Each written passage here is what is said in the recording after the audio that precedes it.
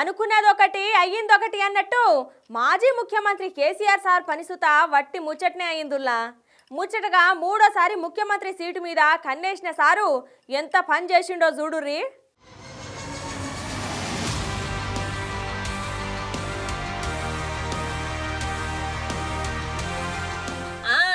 ముచ్చటగా మూడోసారి గద్దెనెక్కుదామని కలలు గాని గెలిచినాక ఏ కార్లలో తిరగలనో సుతా ముందే డిసైడ్ అయ్యి ఆర్డర్ ఇచ్చి తయారు చేసిండు కేసీఆర్ సార్. అయితే సారు కలల్ని మొత్తం నీళ్లు జల్లి మరి లేపిండు రేవంత్ రెడ్డి సారు.